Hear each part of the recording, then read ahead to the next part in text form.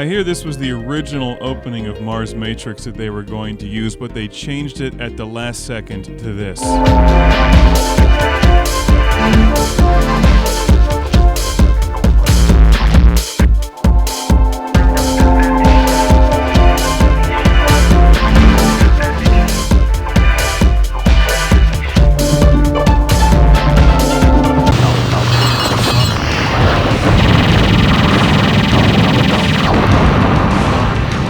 Subtle is not a word I would use to describe Mars Matrix.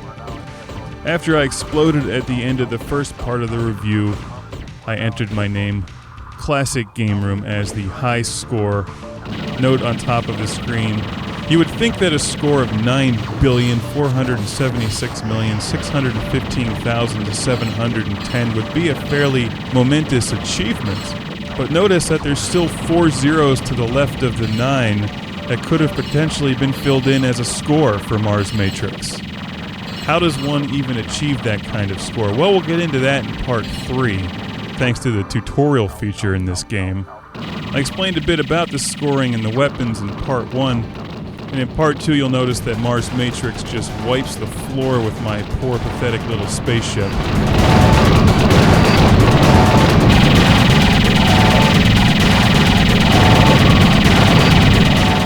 If anybody else thinks that giant red thing looks like a Tachikoma from Ghost in the Shell, raise your hand. Originally translated as Fuchikomas in the comic book, by the way.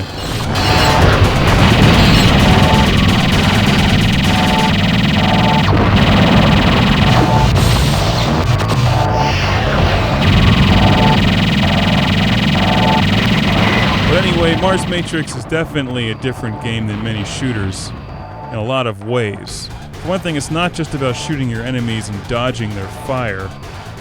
It's about getting into the rhythm of the game. This is like the vertical shooting version of Robotron 2084. You literally have to play it for hours on end and just get a feel for the flow of the game. Now, when I was playing the game, my first couple tries for the evening were pretty dismal.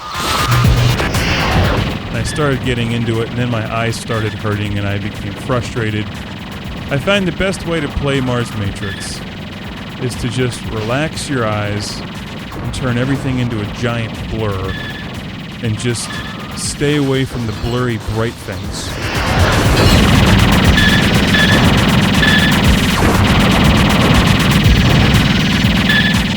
Probably the best way I could describe it. If you try to shoot every little thing on screen and pay attention to all the numbers, you'll drive yourself crazy and smash your Dreamcast into little white plastic bits. And you don't want to do that because a Dreamcast is a valuable piece of equipment that should be cherished.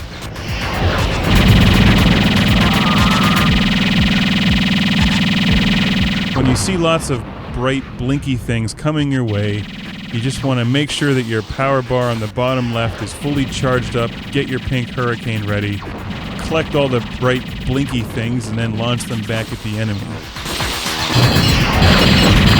Eventually you start figuring out the pattern of the bright blinky things that are trying to destroy you.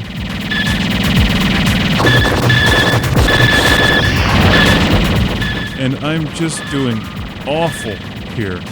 I kind of figured out the first 3 levels, and this is getting into the 4th level, and I haven't really mastered any of these end bosses or much of anything, so I'm just getting the crap kicked out of me. So I'm basically just playing to get points, because as you'll find out later, you can buy things with the points that you earn, even if you're just continuing and constantly getting destroyed every 2 seconds. If you think it's easy, just try saying bright blinky things 3 times fast.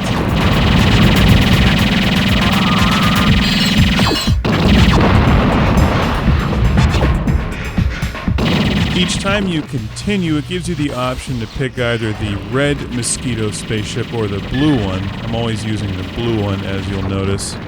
The red one has more of a shotgun-like blast that I didn't care for as much. You continue earning points, but it doesn't contribute towards your high score that's actually saved in the game.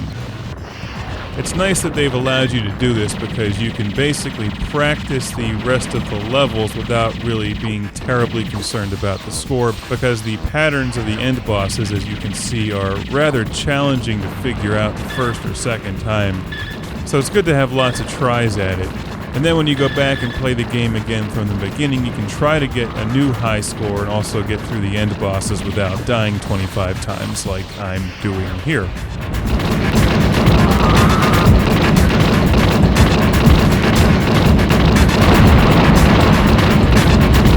At this point in a two-dimensional shooter, wouldn't you just like to tell your spaceship to go below him and shoot him underneath where there's no guns? Or use the Yar's revenge tactic. Fly off the left side of the screen, let all the guns and missiles chase you that direction, reappear on the right side of the screen and surprise them.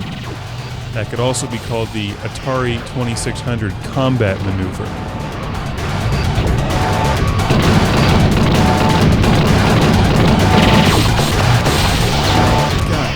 I'm just getting crushed by this guy. You know what he reminds me of is two red swing line staplers glued together. If Milton from Office Space was the end boss of a video game, this would be him.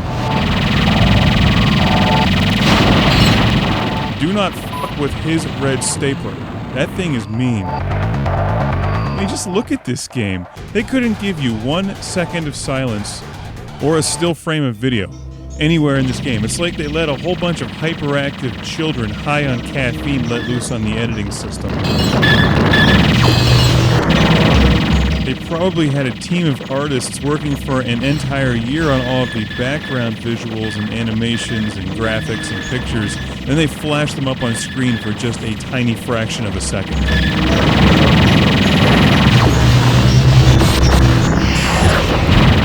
You can imagine the graphic artists watching the final presentation of the game like, hey, there's my shot. Nope, it's gone.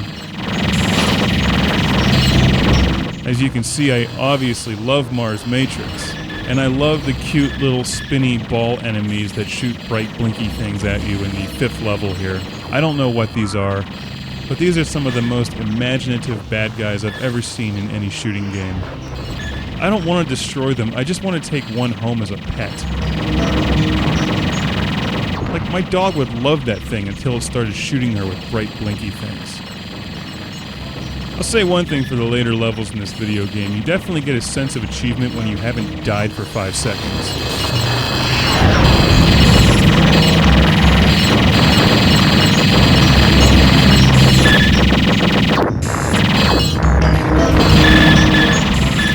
Pretty excited when I got to the 5th level of Mars Matrix for the review here on Classic Game Room, because this is the farthest I've gotten, and I was excited to show all of you how cool this game is. Anytime that you do a video game review show, you're essentially laying your video game skills, or lack thereof, out for the world to see. I'm fairly sure there's a 10-year-old Japanese kid that could score 6 quadrillion points in this game without even breaking a sweat. And I may have embarrassed myself by getting crushed mercilessly by the Mars Matrix bad guys, but I had a lot of fun doing it. And you know what? I'll do it again. Maybe next time, instead of dying every 2 seconds or 3 seconds, I'll up that number. I'll die every 6 or 7 seconds.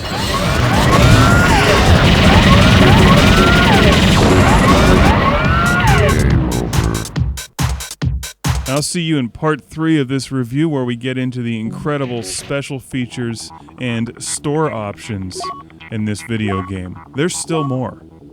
And hey, 10-year-old Japanese kid, you know who's better at Ms. Pac-Man? Well, probably you. Actually, hold on. Let me think of something else. Hey, 10-year-old Japanese kid, guess what country invented the Oh, no. Hang on. See, you got Robotech, Voltron, Transor Z. Oh, you guys even invented Godzilla. Okay, alright, hold on. Americans invented Knight Rider.